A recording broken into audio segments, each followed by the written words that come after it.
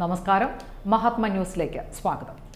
Parliament ഉൾപ്പെടെയുള്ള ജനാധിപത്യ സ്ഥാപനങ്ങളെ നോക്കുകുത്തിയാക്കിയും അഭിപ്രായ സ്വാതന്ത്ര്യം കുഴിച്ചുമൂടിയും പ്രതിപക്ഷത്തെ വേട്ടയാടിയും RSS വിഭാവനം ചെയ്യുന്ന ഇന്ത്യ പടുത്തുയർത്താനുള്ള ശ്രമത്തിലാണ് മോഡി സർക്കാർ. ഇതിന്റെ തുടർച്ചയാണ് തെരഞ്ഞെടുപ്പുകൾക്ക് മുമ്പ് എതിരാളികളെ അന്വേഷണ ഏജൻസികളെ ഉപയോഗിച്ച് വേട്ടയാടാനും ഭീഷണിപ്പെടുത്തിയും പണം നൽകിയും ചാക്കിട്ട് പിടിക്കാനും മോഡി അമിത്ഷാ സംഘം നടത്തുന്ന ഇലക്ഷൻ എഞ്ചിനീയറിംഗ്. സംഘപരിവാർ നയങ്ങളെയും നടപടികളെയും എതിർക്കുന്നവരെ അധികാര മുഷ്ടി ഉപയോഗിച്ച് വരുതിയിലാക്കുന്നു. ഇതിനായി ED, CBI, NIA, ആദായനികുതി വകുപ്പ് തുടങ്ങിയ അന്വേഷണ ഏജൻസികളെ യഥേഷ്ടം ദുരുപയോഗിച്ചു. 2014 മോഡി അധികാരത്തിൽ വന്ന ശേഷം പ്രതിപക്ഷ നേതാക്കൾക്കെതിരെ വ്യാപകമായി കേസെടുത്തു. 9 വർഷത്തിനിടയിൽ എടുത്ത ED കേസുകളിൽ 95% പ്രതിപക്ഷ പാർട്ടികൾക്കെതിരെയാണ്.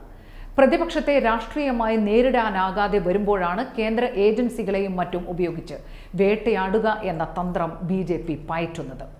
ഇതിന്റെ ഒടുവിലത്തെ ഉദാഹരണമാണ് തമിഴ്നാട് വൈദ്യുതി എക്സൈസ് മന്ത്രിയും DMK നേതാവുമായ സെന്തിൽ ബാലാജിയെ കഴിഞ്ഞ ദിവസം എല്ലാ മാനദണ്ഡങ്ങളും ലംഘിച്ച് ED അറസ്റ്റ് ചെയ്തത്. ജയലളിത സർക്കാർ മന്ത്രിയായിരിക്കെ കൈക്കൂലി വാങ്ങിയെന്ന ആരോപണം പൊടിതട്ടിയെടുത്താണ് ഇപ്പോഴത്തെ അറസ്റ്റ്.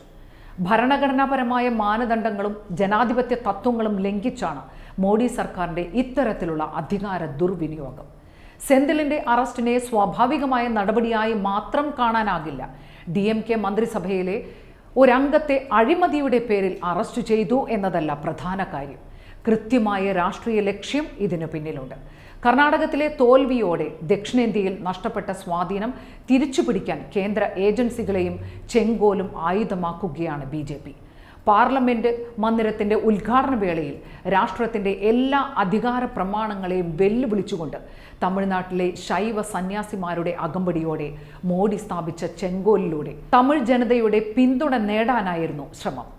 എന്നാൽ ചെങ്കോലിന്റെ പിന്നിലെ കള്ളക്കഥ പ്രതിപക്ഷവും തമിഴ് മാധ്യമങ്ങളും പൊളിച്ചടുക്കിയതോടെ കേന്ദ്ര ഏജൻസികളെ വിട്ട് DMK സർക്കാരിനെ വിരട്ടുകയാണ്. അറസ്റ്റിലായ സെന്തിലിന്റെ ഓഫീസുകളിലും സ്ഥാപനങ്ങളിലും മെയ് അവസാനം ആദായനികുതി വകുപ്പ് തുടർച്ചയായി പരിശോധന നടത്തി. 3 ദിവസം മുമ്പ് അമിത്ഷാ തമിഴ്നാട്ടിലെത്തി BJP നേതാക്കളുമായി ചർച്ച നടത്തുകയും തമിഴ് ജനത BJPക്ക് ലോക്സഭയിലേക്ക് 25 സീറ്റ് നൽകണമെന്നും അഭ്യർത്ഥിച്ചതിന് പിന്നാലെയാണ് സെക്രട്ടേറിയറ്റിൽ കയറി മന്ത്രിയെ 18 മണിക്കൂർ ബന്ദിയാക്കി ചോദ്യം ചെയ്ത് ക്രൂരമായ രീതിയിൽ അറസ്റ്റ് ചെയ്തത്. ഹൃദ്രോഗിയായ സെന്തിലിനെ ചോദ്യം ചെയ്യുന്നതിനിടയിൽ മർദ്ദിക്കുകയും ചെയ്തു. നോട്ടീസോ സമൻസോ നൽകാതെയുള്ള അറസ്റ്റ് ഫെഡറലിസത്തിന് നേരെയുള്ള വെല്ലുവിളിയാണ്. അടുത്ത തെരഞ്ഞെടുപ്പിനുള്ള BJPയുടെ ഒരുക്കമായിട്ടാണ് തമിഴ്നാട്ടിലെ സംഭവങ്ങളെ കാണേണ്ടത്. തെരഞ്ഞെടുപ്പ് അടുക്കുന്നതോടെ പ്രതിപക്ഷ പാർട്ടിയിലെ കൂടുതൽ നേതാക്കൾക്കെതിരെ കേസുകൾ കുത്തിപ്പൊക്കുന്നു. തെലങ്കാന, ആന്ധ്രാപ്രദേശ് സർക്കാരുകൾക്കെതിരെ ഒരാഴ്ച മുമ്പ് അമിത്ഷാ ഭീഷണി മുഴക്കിയിരുന്നു. ലോക്സഭാ തെരഞ്ഞെടുപ്പിൽ വിജയം എളുപ്പമല്ലെന്ന് തിരിച്ചറിഞ്ഞ് ഭീഷണിയിലൂടെ പുതിയ സഖ്യകക്ഷികളെ കണ്ടെത്താനാണ് ശ്രമിക്കുന്നത്. കേന്ദ്ര സർക്കാരിനെതിരെ പ്രതിപക്ഷം ഒന്നിക്കുമ്പോഴും തെരഞ്ഞെടുപ്പിൽ BJPക്ക് തിരിച്ചടി നേരിടുമ്പോഴും പ്രതിപക്ഷ പാർട്ടി നേതാക്കളെ അന്വേഷണ ഏജൻസികളെ ഉപയോഗിച്ച് തെരുവിൽ ഭേദ്യം ചെയ്യുന്നു. BJPയെ പരാജയപ്പെടുത്താൻ പൊതുപരിപാടി രൂപപ്പെടുത്താനുള്ള ആലോചനകൾക്കായി പ്രതിപക്ഷ പാർട്ടികൾ ഈ മാസം 23-ാം തീയതി പാട്നയിൽ യോഗം ചേരാനിരിക്കെയാണ് DMKയുടെ പ്രമുഖനായ മന്ത്രിയെ അറസ്റ്റ് ചെയ്തത്. പ്രതിപക്ഷ കക്ഷികളെ ഒന്നിപ്പിക്കുന്നതിൽ മുന്നിൽ നിന്ന് സംഘപരിവാറിനെ ശക്തമായി വിമർശിക്കുന്ന തമിഴ്നാട് മുഖ്യമന്ത്രി MK സ്റ്റാലിനെ ഭീഷണിപ്പെടുത്തുകയാണ് ഇതിലൂടെ. ഉദയനിധി സ്റ്റാലിൻ ഉൾപ്പെടെയുള്ളവരെയും കേന്ദ്ര ഏജൻസികൾ ലക്ഷ്യമിടുന്നുണ്ട്. എന്നാൽ BJPയുടെ ഭീഷണി രാഷ്ട്രീയത്തിന് മുമ്പിൽ തമിഴ്നാട് മുട്ടുമടക്കില്ലെന്ന് സ്റ്റാലിൻ പ്രഖ്യാപിച്ചു.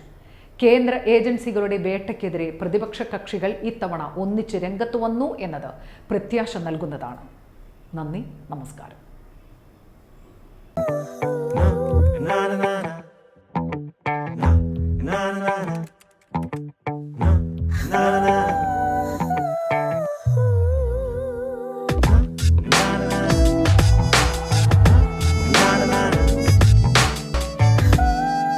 ബ്രൂമെക്സ് ഫോർട്ട്. ബന്ധങ്ങൾ തുടരട്ടെ, നിലയ്ക്കാതെ.